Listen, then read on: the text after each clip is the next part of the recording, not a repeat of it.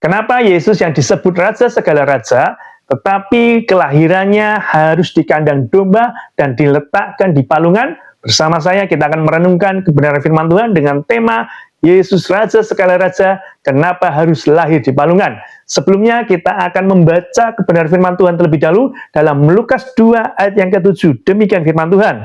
Dan ia melahirkan seorang anak laki-laki, anaknya yang sulung, lalu dibungkusnya dengan lampin dan dibaringkannya di dalam palungan. Kemudian karena tidak ada tempat bagi mereka di rumah penginapan. Saudara, saya percaya kelahiran Yesus ini bukan karena kebetulan keadaan, tetapi Tuhan sudah punya rencana yang terbaik untuk kelahiran Yesus. Bahkan di tempat yang orang lihat, itu tempat yang tidak layak, tempat yang kotor, tempat yang rendah. Apa maksud kelahiran Tuhan Yesus tersebut? Tentunya ada maksudnya. Yang pertama, kita akan belajar bersama-sama. Palungan mengajarkan kepada kita, memberikan pengajaran kepada kita tentang kerendahan hati. Saya percaya Tuhan Raja segala Raja bisa memilih tempat yang terbaik, bahkan tempat yang termahal sekalipun untuk kelahirannya. Tetapi Tuhan memilih tempat yang orang pandang hina, orang pandang kotor, rendah, dan lain sebagainya untuk mengajarkan kepada kita tentang kerendahan hati. Dia datang dengan kerendahan hatinya, meskipun dia Raja segala Raja, dia tanggalkan segala kemuliaannya untuk lahir di kandang domba tersebut. Filipi 2 ayat yang ke-6 sampai ke-7. Yang walaupun dalam rupa Allah, tidak menganggap kesetaraan dengan Allah itu sebagai milik yang harus dipertahankan, melainkan telah mengosongkan dirinya sendiri. Saudara, Yesus merendahkan hatinya untuk kita semuanya, supaya kita dapat diangkatnya. Apapun keadaan kita hari-hari ini, mungkin kita merasa, Tuhan, aku sudah berbuat banyak dosa di hadapan-Mu. Aku seorang yang rendah, aku seorang yang nggak mampu. Percayalah, Tuhan punya rencana atas setiap kehidupan kita.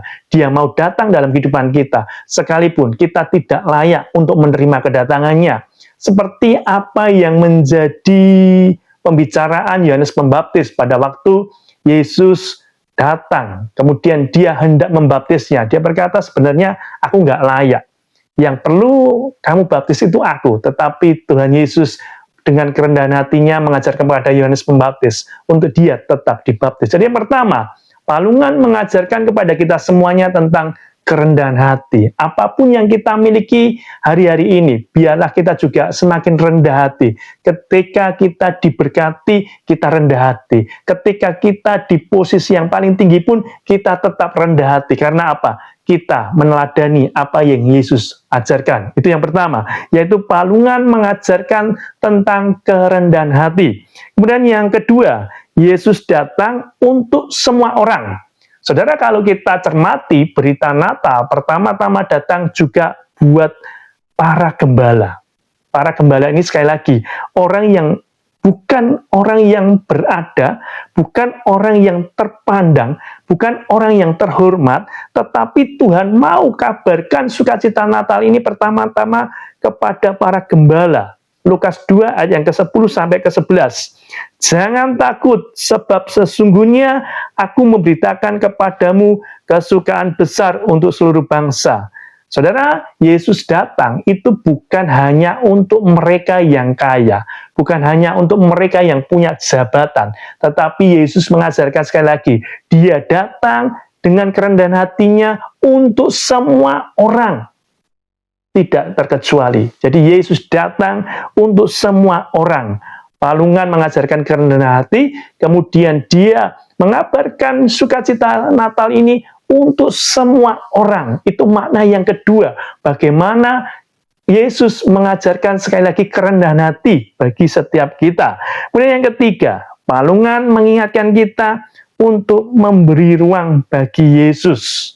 Saudara, Alkitab mencatat bahwasanya tidak ada tempat penginapan bagi Maria dan Yusuf ketika mereka mencari. Yang ada itu hanya kandang domba dan di situ ada palungan. Palungan itu tempat atau wadah makan ternak.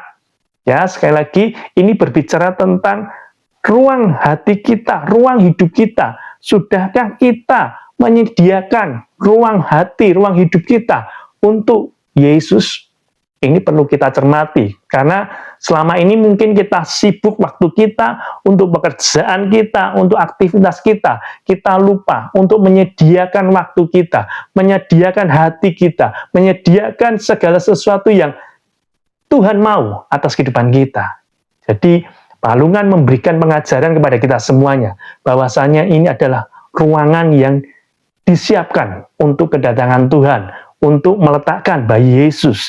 Demikian juga harus ada dalam kehidupan kita waktu-waktu ataupun hati yang penuh untuk bisa menerima Yesus. Jadi yang ketiga, tentang ruang dalam hati dan hidup kita untuk menerima Yesus.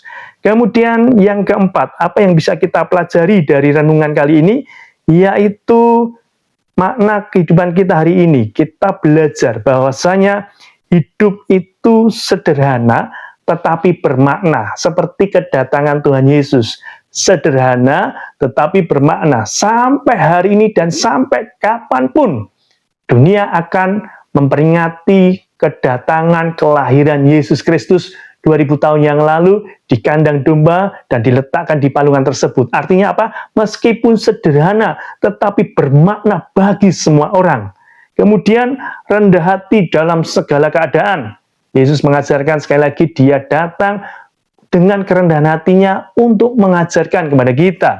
Dan tentunya yang ketiga, yang tidak kalah menariknya adalah mau dipakai Tuhan, meski merasa tidak layak.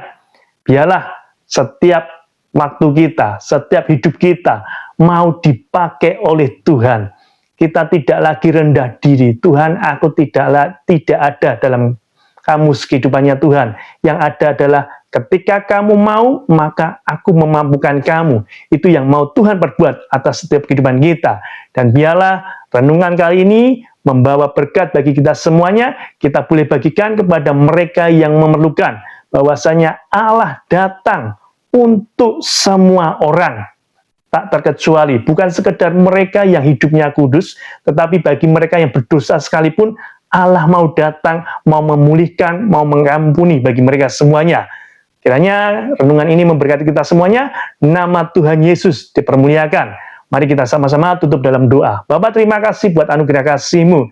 Kami boleh merenungkan kebenaran firman-Mu, kenapa Engkau lahir di kandang domba dan diletakkan dalam palungan. Itu memberikan pelajaran bagi kami tentang kerendahan hati-Mu Tuhan. Meskipun Engkau raja di atas segala raja, Engkau tanggalkan semua kemuliaan itu untuk datang ke dunia ini dengan penuh kerendahan hati Tuhan. Untuk bagi kami semua Tuhan, Engkau hadir Tuhan. Bukan sekedar setiap mereka saja yang Engkau perlukan, tetapi bagi mereka semua Tuhan, Engkau datang dalam kehidupan ini Tuhan.